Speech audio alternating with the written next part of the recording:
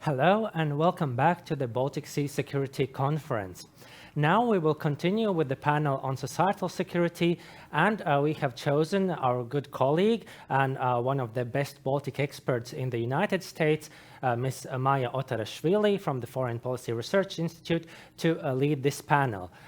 We may recommend very well the programming that they are doing in Philadelphia with regard to our region, and so in our opinion, Maia will be the best to coordinate the proceedings of this panel. So Maia, please, the floor is yours. So we are delighted at FPRI to be following the Baltic Sea region, and of course we're grateful for our partnership with your organization. Yes, so this panel is about societal security. We have some very interesting speakers lined up for you. My apologies in advance if I butcher some of these names. We have Dr. Viktorija Rusinaite. She's from the European Center of Excellence for Hybrid Security. We have Mr. Erling Johannson from Sweden. We have Ms. Annelie Reimaa from the Ministry of Culture in Estonia. And we have Dr. Aleksandra Kuczyńska-Zonik from the Institute of Central Europe in Poland. And last but not least, we have Dr. Søren Dosendord from Aalborg University in Denmark.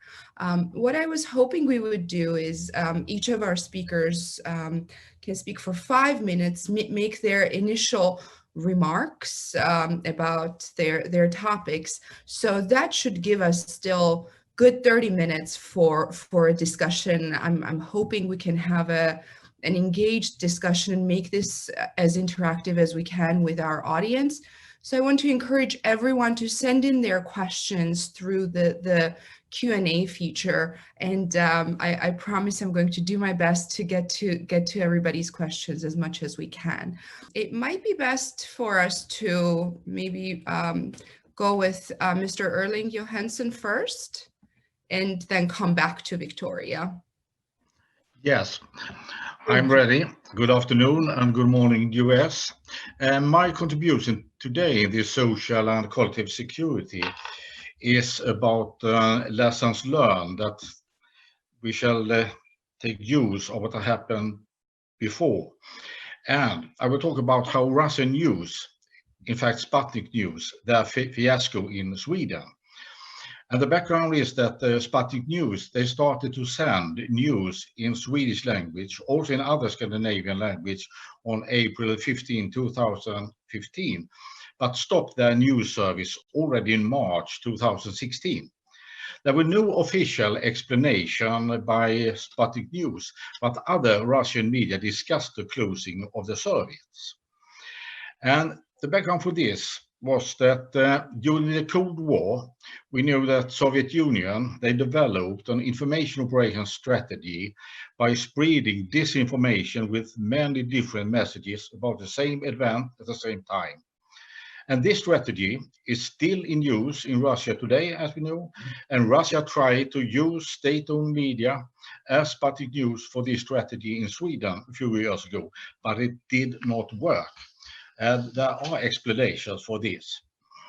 Today, spreading negative information about Sweden from Russia is centralized from Moscow and not from any news service based in Stockholm or Helsinki. We can see that in mid-October, false information was published by Russia about the coming Swedish government bill on defense. We mentioned this government bill in the seminar before lunch, where we have the big coming defense bill on December the 15th that will strengthen the security in the Baltic area, especially in the Baltics. There was disinformation about this, and a new attempt for disinformation was done just 2-3 weeks ago, when we read that Anonymous had informed Danish radio that USA had espionaged on Swedish Defense Institute by using Danish internet service and internet service institutions. The few comment on both these, that was it an attempt from third party to create a split between Sweden and Denmark. This Russian disinformation and also the former Soviet Union disinformation follow in the most cases a model. I have a model of this on a picture 1. We shall see if we can get it up from Riga, from the host, so you can see the model. Yeah, you have it.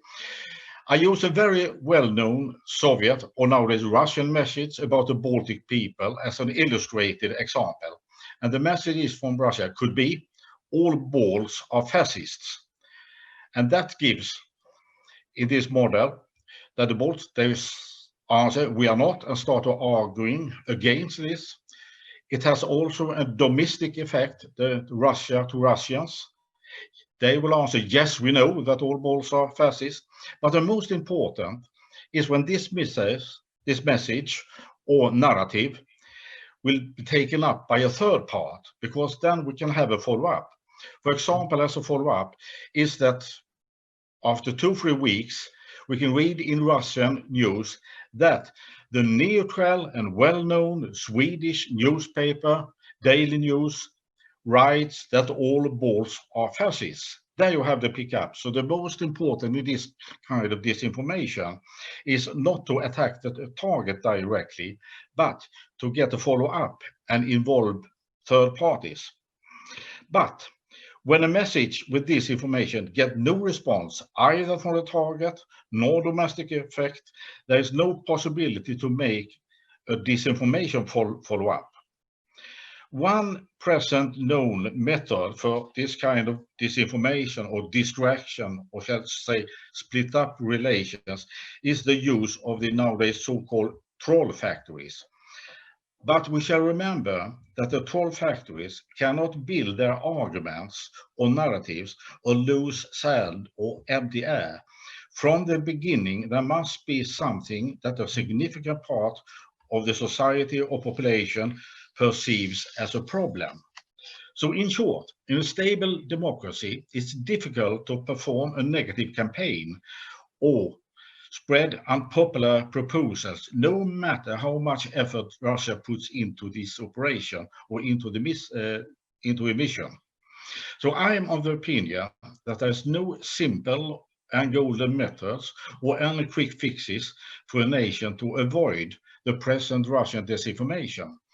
Because the basic is a well-educated society where every single person is able to draw its own conclusions from an available information. That's the reason, I think, and was also discussed in other Russian media, that Sputnik News closed their service in Scandinavian or Swedish language in both Stockholm and Helsinki. So a first step, as a lesson learned, is to teach the people or the society to trust their own authorities.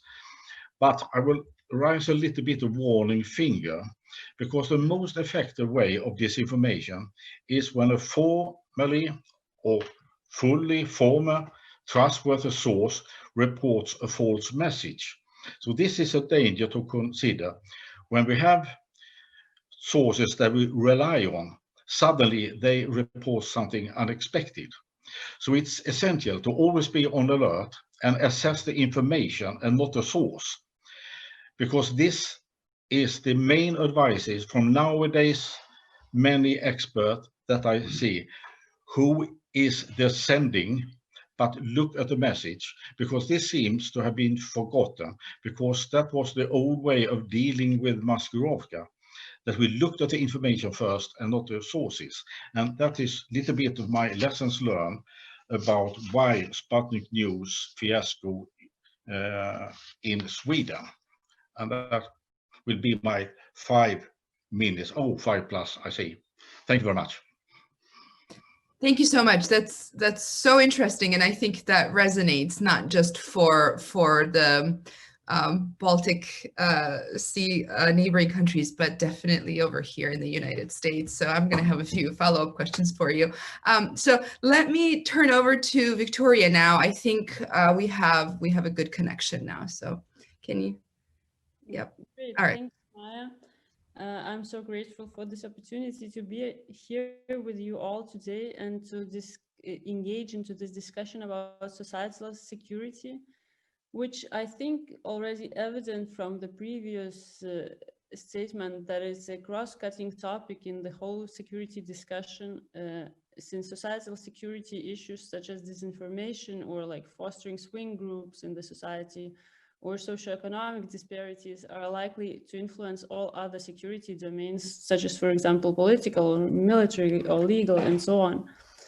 So I think this current situation with COVID-19 especially reminds us about the importance of societal security and shows how, if not taken into account and dealt with, societal security issues might become very important, and especially in crises that are taking place in other domains, such as healthcare. For example, the current data shows that fewer people today say they would get COVID-19 vaccine than 3 months ago.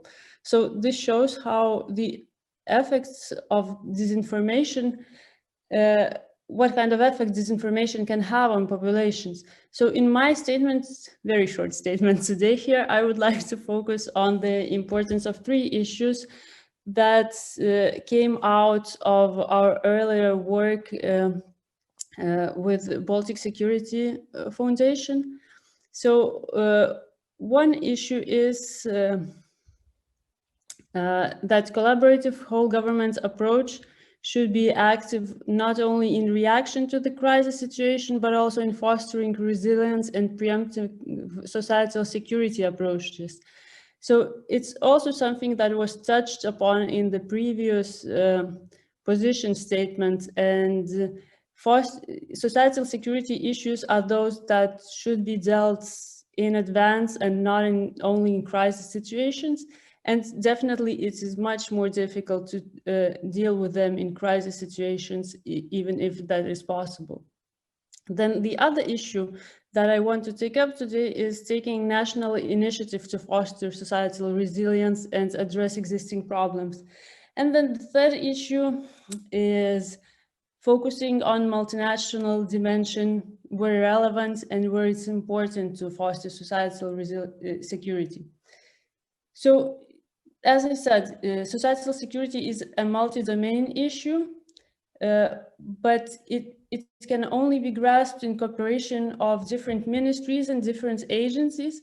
And not only we want to react and debunk, for example, fake news, as in case of disinformation, but we want to foster resilience to overall media consumption and overall disinformation. So, for example, such instruments as mandatory media literacy lessons in schools or cultural events that foster critical thinking, also the work of intelligence agencies, this falls into kind of all the different domains of different ministries and agencies. And I think there should be, and I know that in some countries such as Finland, for example, but probably Sweden as well, there are coordinating bodies composed of different representatives of different agencies, for example, to address hybrid threats or COVID situation. So these are examples that could be learned from in states such as Lithuania, but also other Baltic states, on how to tackle threats that do not fall into single domain. But we also, I think, especially in the Baltic states, we want to improve the ways in which we take national initiatives. Previous to my current positioning, for a long time, I was working in civil society organizations, and I noticed that significant financial allocations, for example, in innovations in how to counter disinformation, come not from the country, but from the Western partners. So we're actually looking at the Western partners for innovations on how to fight disinformation, while our own initiative in this case would be little. And I think we want to change the situation and have more national initiative and to work more on how to tackle those things nationally. I think other problem is that if political sphere is very fragmented, it's very easy to kind of mold different issues into threats from Kremlin. For example, we had in Lithuania one advisor to the Lithuanian PM called teachers who were protesting against low wages, people influenced by Kremlin agents. So I don't think this is the right way to go about this information, because it's kind of molds and muddles all the talk about security issues into some kind of, I don't know, a bulk of stuff that is really unclear and used for unclear political purposes. So in societal security, I think many issues can be actually prevented by fostering societal cohesion. So working to address socioeconomic inequalities, having high quality education and health care, and this way increasing trust in institutions. So this increasing trust in institutions that in security sphere, I think we often stress. It's not only that, you know, forcing people to trust in institutions, but this is a very long-term work on how to create this trust that is based on facts and based on what's actually going on, instead of based on images and how some institutions would present themselves as trustable. So this, in a sense, is, let's say, hybrid deterrence by denial. So we deter threats in societal security domain by not allowing our adversaries to use our societies against us. And I think this long-term way is a way for societal security issues to be addressed. And last but not least, but this is, I think, most intriguing point for me, but I hope also for this conference, as it is focused on interoperability in the Baltic Sea region, we need to focus on our partnerships, right? So while problems might be different, I think we can learn from experiences of other states, and what happens in one state will necessarily affect the other. For example, current Astravets nuclear power plant is built 50 kilometers from main Lithuanian cultural and economical center Vilnius. If you visited it, you know it's a beautiful city with rich history, and the power plant has been built in disregard of International Atomic Energy Agency recommendations not to build plants within 100 kilometers of major population centers. And no environmental impact and public consultations took place, at least with the Lithuanian side, which is against ESPO and Aarhus conventions, which are both ratified by Belarus. And already now multiple malfunction incidents are recorded on the site. And in most cases, they're not reported from the Belarusian side in a transparent manner.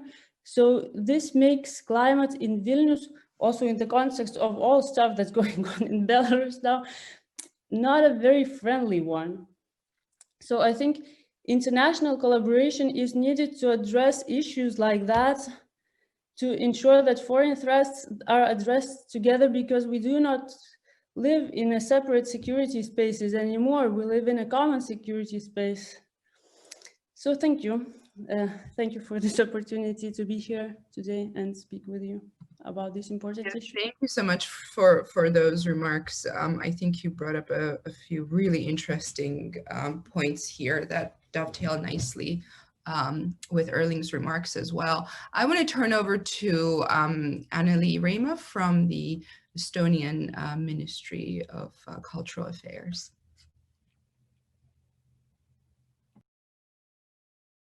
Your microphone is muted though, so if you can. Yep. There we go. Perfect. Thank you. Good afternoon from my side and many greetings from Tallinn. I'm really happy that I can participate in this very interesting conference and talk about societal security, which is one of the very important tasks of our integration policy in Estonia and in the whole region. And as you know, security is divided into two main categories. It is military security and non-military security. And I think both parts are very, very important.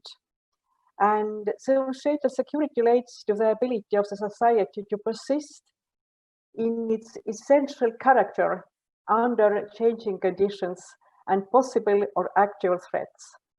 And as we all know, that Western system is vulnerable because plurality of the views, media freedom, religious freedom, freedom of speech, freedom of assembly, these are the values that are cherished and defended by the West, but they could be misused to create chaos in the hearts and minds of the people.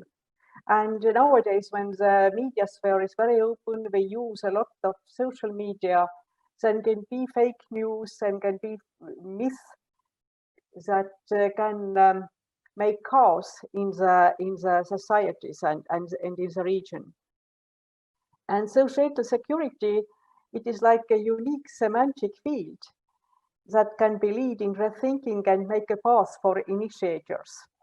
And as you know, every group in the society wants its needs to be met, and as well there are minorities, the people with another ethnic background and language, and it means that social security concerns the integration and internal security agenda.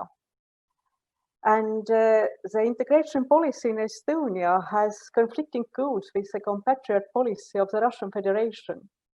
The field of integration is still dominantly focused on the Russophone population who immigrated to Estonia during the Soviet period. And confused societies become an easy target for manipulation and are the risk of political subversion and radicalization. And we know very well that Russia has broken into the Baltic infosphere using Soviet legacy, stereotypes, threats and lies. And it weakens society's trust towards national institutions and creates a separate pseudo-informational space. So Russia tries in the post-Soviet countries strengthen Russia's ideological vision of a Russian world. And the Russian world is much larger than Russia itself. So many of the Baltic countries' societal resilience challenges are closely related to the Russia's foreign policy thinking. The Russia's compatriots policy is a tool for splitting societies as well. And as we know that Russia has regularly expressed concerns over its threatened national interests. And especially one subject is education in Russian language in Baltic countries and etc. So in Estonia, one of the long-term targets is to abolish language-based segregation that results in different and opposing mindsets and views. And as you know that the Russian-speaking population in Estonia is concentrated in Tallinn region, by the capital, and Ida-Viru county. So we are trying to work a lot with Russian-speaking so-called islands in our country that they couldn't be attacked informationally and ideologically by the Russian foreign policy. So what we could do, it's very important to be directed to the Russian-speaking minority in our countries and to try to work with them very positively, trying to reach them by different dialogue platforms, by the media. And very important is to have the and promote people-to-people contacts and cooperate also much more in the sphere of culture to create a more cohesive society. We are trying to support different platforms where people can meet each other, to organize joint cultural events and sport events. And what is important, we have to talk or promote our culture abroad to be well known in other countries. So the internationalization of culture of the Baltic countries abroad is very, very important. And we are trying to work with civil society and youth very cheaply to engage people in different organizations, promote partnership and cooperation. And what is very important is to reach to everyone by information space and shared media channel. And as you know that 5 years ago, 2015, Estonia launched the Russian language TV channel, ETV+. It is like a counter act to be against the Russian compatriot policy.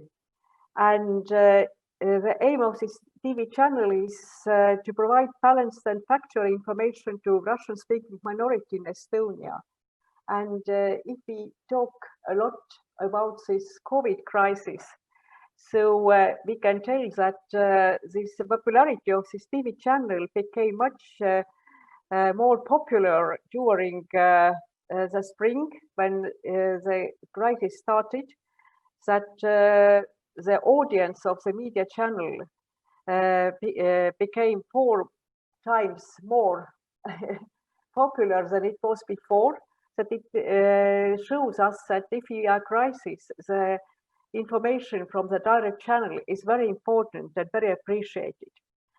And of course, it's important to keep strategic communication and build up the trust bridges between all members, all societies, communities of the country and region, because propaganda works with myths, perceptions, emotions, and images. And of course, our challenge is to reach the whole society. If you're talking about the media literacy, it means that we have to educate not just the youngsters at school, but also adult people, also elderly people, that they really can act and really can understand what happens in the media sphere, that they can recognize and counter disinformation. And of course, if you're talking about societal security, we have to talk also about socioeconomic aspects, because we all know that it's difficult to deny that ethnicity doesn't play a role in the socioeconomical and political opportunity structures. Estonia has largely managed to avoid violent ethnicity-based manifestation, with the exception of the 2007 bronze soldier events. But Estonia integration policy has launched several initiatives and programs to cooperate close with the local governments and entrepreneurs to promote the multicultural staff in the institutions and private sectors. And of course, it's very important to support cohesive society, that people feel that we're really working for them, that is a trust bridge between the institution, between the governments and the citizens. Thank you. Thank you so much. I think this is a great way for us to continue the discussion about collective efforts and the sharing of best practices, with moving over to Dr. Aleksandra Kuczyńska, who is with the Institute of Central Europe in Poland. Thank you very much. I really appreciate I can take part in this initiative. During the project, my work was devoted to the question of cooperation between the Baltic states and Poland in the field of disinformation. So my outputs will be connected with, my idea was to find out how those countries can cooperate with each other and deal with the problem of disinformation. It is obvious that there are several distinctions between Poland and the Baltic states in sense of disinformation. For example, the most visual is that in the Baltic states, the problem of Kremlin disinformation, disinformation in Russian language is the most important. In contrast, in Poland, we haven't got Russian-speaking minorities, so propaganda and disinformation in Russian is not is not a problem. However, the common strategies are against fake news and conspiracy theories, which are disseminated not only by foreign actors, but also by domestic actors. Particularly, coronavirus pandemic revealed that there are several different strategies and different directions disseminating of fake news and disinformation. This situation revealed that disinformation can have got different multidimensional consequences, as it was said by Viktorija, that we can find that disinformation can influence social or political level. For example, disinformation can lead to lack of social trust in public institutions. If we take, for example, latest data from European Parliament, we can find out that among those countries where the level of social trust in political institution, the lowest level is, for example, in Poland and Hungary. I realized that a similar situation can also be in Latvia or other European or even Baltic states, European countries or in the Baltic states. However, we taking into account that disinformation, propaganda, fake news, which are spread very fast under pandemic situation, we can realize that this is very important to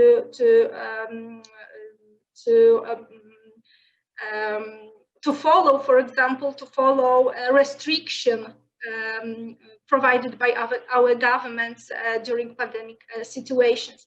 So during my work, I wanted to find out how the cooperation between those states can look like. So I find out that the states should strengthen their activity. They have to be active together. So I wanted to underline those collective efforts to increase synergies and links between the countries. They can also, of course, we have got different networks, different formats, international formats where countries can cooperate with each other. For example, in NATO or in European Union. Additionally, we have got new formats such as Free Sea Initiative, which also can contribute to this problem. What is also important is to share best practices. It was said that the Baltic states, for example, Estonia, but also Poland, they all have got their own experience in dealing with disinformation, countering misleading narratives. So they can also share those practices with each other, or even share those practices with other participants. For example, share with Ukraine or those countries which also are in the danger of spreading disinformation. What is also important is to cooperation with independent NGOs, think tanks, academics, and other organizations which aim is to fight against disinformation or propaganda. So once more, collective efforts and sharing best practices are, in my opinion, very important. I realize that I don't want to to say the same what my excellent colleagues said at the beginning, but in my opinion, it is also important to underline that strategic cooperation, strategic communication between society and government is very important. It's a key of effective resilience to information threats. So once more, this communication should be recognized as a priority and be included into crisis management mechanism with disinformation. I think that I can stop here. So maybe next round of question, during next round of question, I will add something. So thank you very much.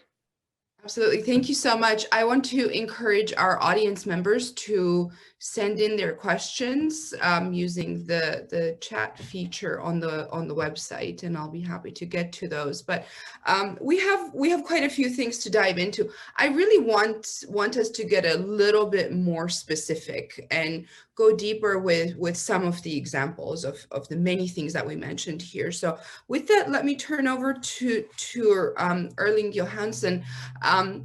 There is a theme here, right? So this idea of strategic communication between the government and the society and how important that is. And you added, in the case of Sputnik's failure, in Sweden, you said, you know, people must trust their own local sources. There needs to be trust in the institutions.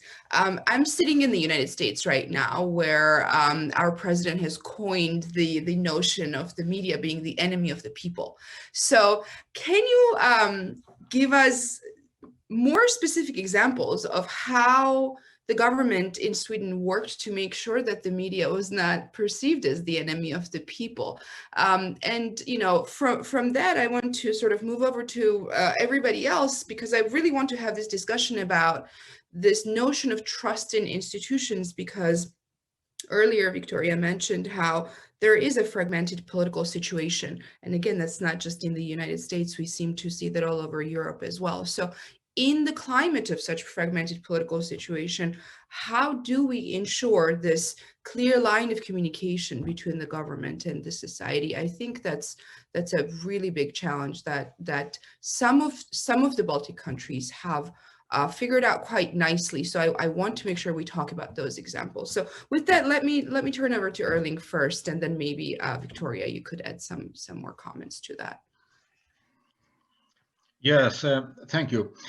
I would say that this is a long time work in Sweden, and it started in the World War II, because at that time we had, I think it was the first one who wrote about psychological operations in the world. It was Professor Helén. He later went to United States. So in the early 1950s, together with the US Department of Defense, he developed the psychological operation that later became nowadays information operations. And his theories at that time are still valid.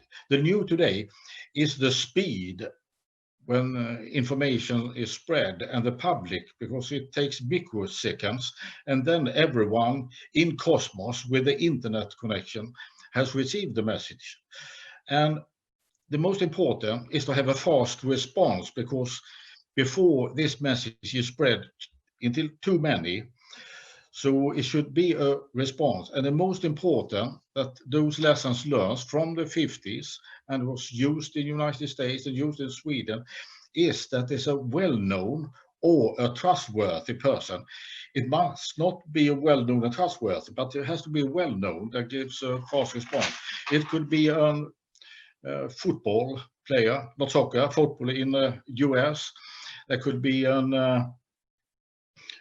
actress or someone else.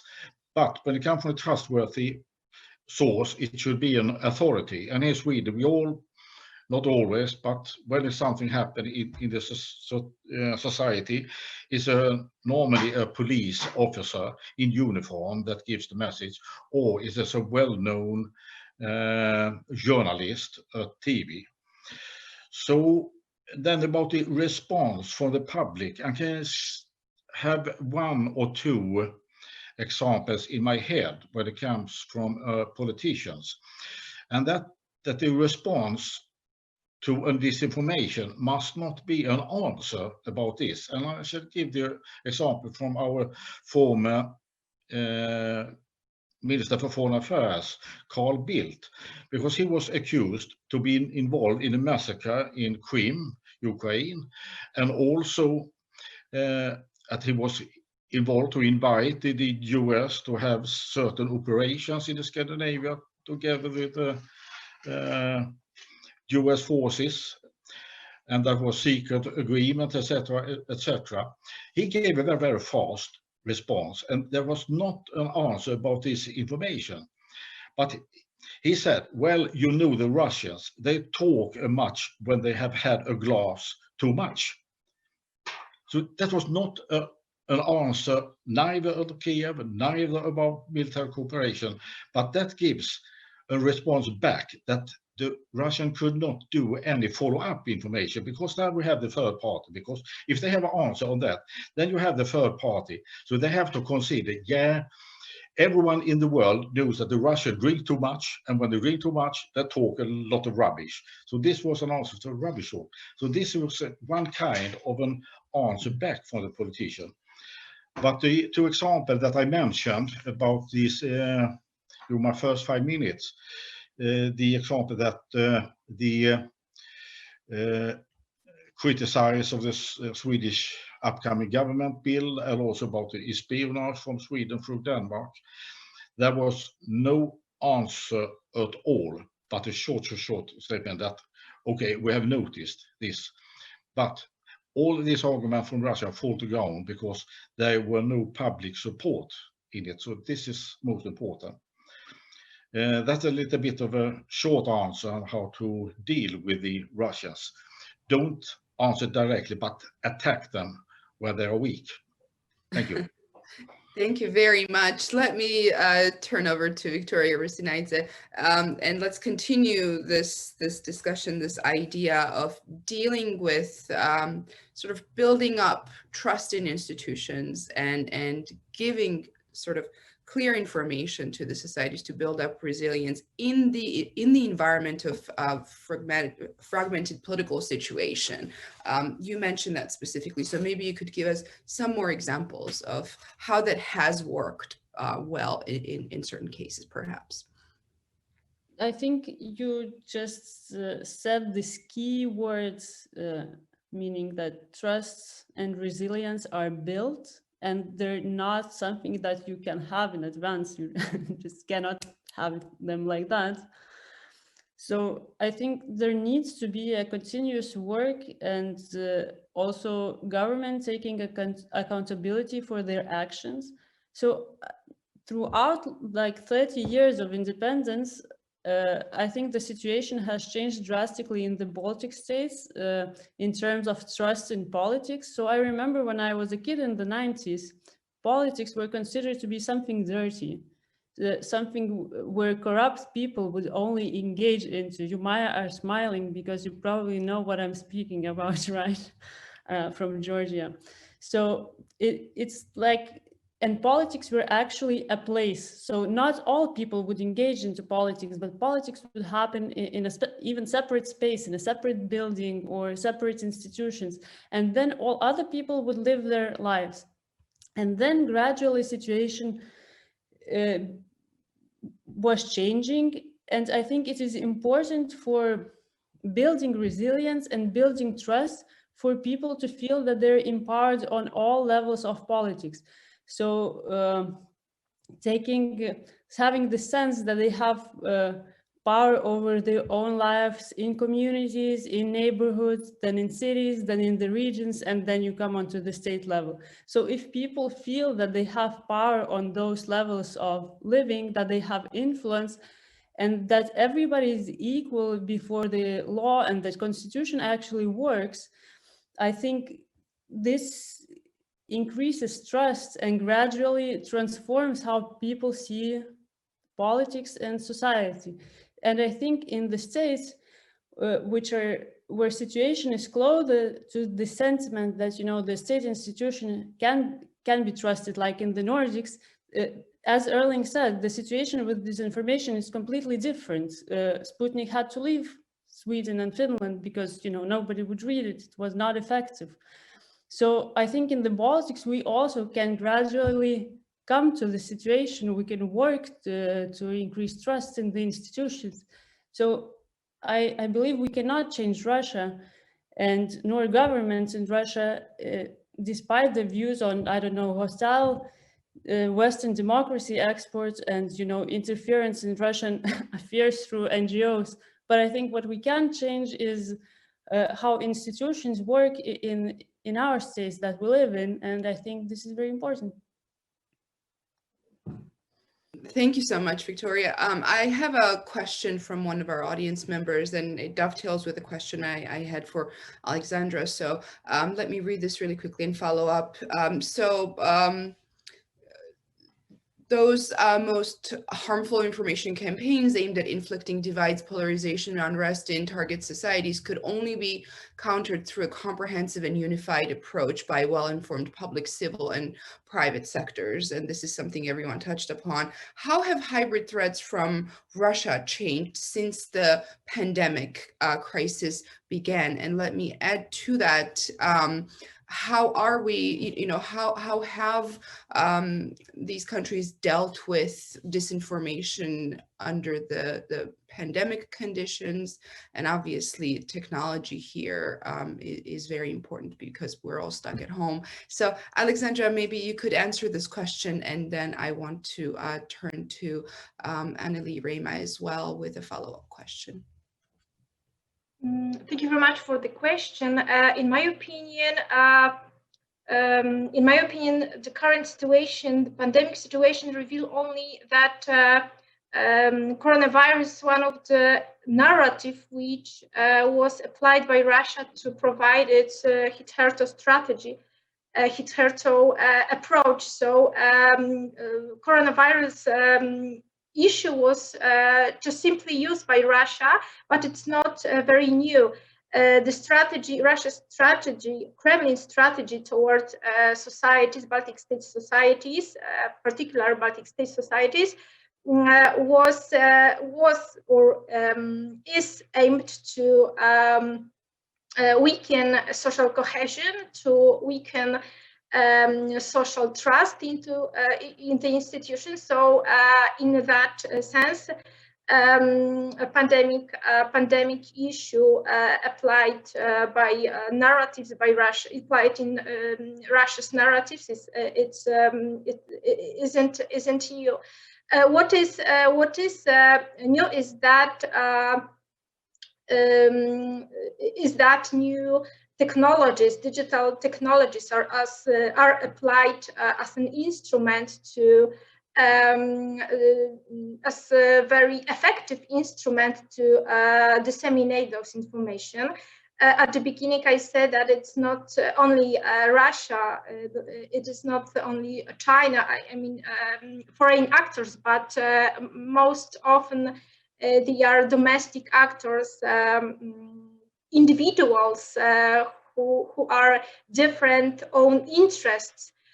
So we have to remember that digital technology can be potential, but also can be recognized as some kind of a threat. So and it is our future, I would say, because we are part of digital transformation. We cannot avoid this process. What we can do is that you can use those programs, those innovations, modernization, technology to fight with this information. Of course, there is an open question how much we can use to deal with this information using technology and artificial intelligence, for example. Can we introduce some kind of censorship to fight against this information? As I said, it's open question. So it is very difficult to answer that. What is important, in my opinion, is that we can we can educate our societies to strengthen resilience. Educate societies, I mean, inform about different strategies, different technologies applied by those actors who disseminate fake news. So we have to show how the information works, and what are the instruments and mechanisms of propaganda. So it is my answer of the question that we have to educate and strengthen digital skills among societies, especially those who are the most vulnerable for disinformation, such as young people, children, and national minorities, and disabled people. So, okay, thank you very much. Thank you so much. Those were really interesting remarks. So that actually sparked a follow-up question I have for Ms. Reimaa. What is Estonia's stance on using censorship to fight disinformation? That's one. And two, use of technology amidst the pandemic. Who knows technology better than Estonia? Maybe you could give us some examples of how Estonia has used its technological advancements to fight disinformation regarding coronavirus specifically. Thank you. Thank you. Estonian government trying to reach to every people to explain what are the conditions, how people have to act, and what is the real situation. That every morning we get news in different channels, how many people are fallen or just have attacked by the coronavirus, how many sick people we have, and so on. So we're trying to disseminate very actual information. And of course, there are different digital technology apps which are also spread to publicity, how to recognize people, and just you can get information. Are you in contact with people who have got virus already? So we are trying to use every e-tool, electronic tool, to spread the right and objective information.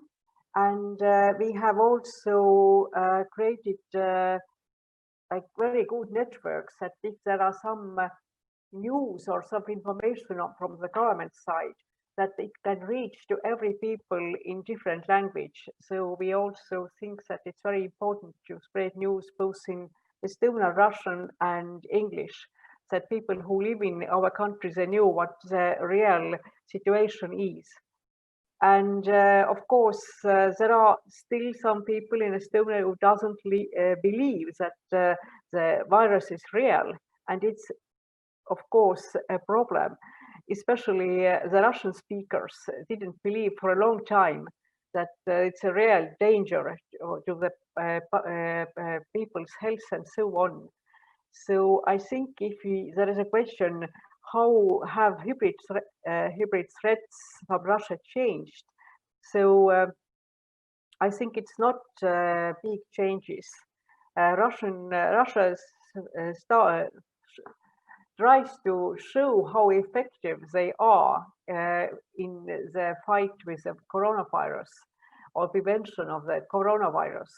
But and maybe it's a similar like it is in propaganda to show that the Western Europe and other countries, they can't manage with in the medical side with the virus and so on, just to show how effective is our neighboring country. But there are not any changes, I think, so that hybrid threats are the same. To push rumors to the people and trying to split the society. Thank you. Thank you. Mr. Johannson has a comment, so let me turn over to you really quickly. Yeah, thank you, Helen. You asked us about disinformation and COVID-19, and I realize how different Sweden is according to other nations. Not only about how to deal with the COVID, that we have an own strategy in the world, more or less, but how to deal with this, with our own strategy, is that Sweden, we have press conferences every day open where all media can participate, not only Swedish, but also international, and the authorities and the government participate in this, and it's the same person more or less, not every day, but they come back at least 1, 2, 3 times a week, and they answer not only in Swedish but in also in English, and I've heard answer in France and in German languages. And as Viktorija also said earlier, that it is important to involve everyone, and this is a way to involve everyone, to have this transparent press conference, I'm sorry, and have them discussed afterward, because those press conferences and the message that the public has received from this is immediately discussed in TV, on radio, and in the newspapers. And for example, today we had a press conference in Sweden just 1 hour ago with the Prime Minister, where they discussed how to vaccinate the people in the best way. And we just heard that Andy said about the language, that they have the Russian as a problem. We don't see the language as a problem longer in Sweden, because of this message that we communicate out to society. If I remember correctly, the latest press conference was then distributed in 24 different languages in Sweden, because as you know, we have a lot of minorities coming from all over the world, and they receive the same messages in their own languages, even if those transparent press information, of course, are made in Sweden and for the Swedish public. So the Russians attempt to spread this information, because there have been a lot of attempts, not only by the COVID, where it come from and how it has come from, and you know about the 5G and about the Chinese and where it's coming from, and also now later that the vaccine will kill half of the population. This argument also falls to the ground, because the people is well educated enough, they can hear trustworthy persons and well-known person tell them about all this information. Yeah, thank you. Thank you very much. Unfortunately, we are out of time. This was such a fascinating discussion. I have about 1 million more follow-up questions with each of you. So thank you for such great remarks, and I hope we will have a chance to continue this discussion in the future. I want to thank our hosts for having us and for giving us this platform. And of course, I want to thank our audience. So with that, let's close this panel. And I know we're getting ready to have General Hodges make the closing remarks, make the keynote remarks. So thank you very much.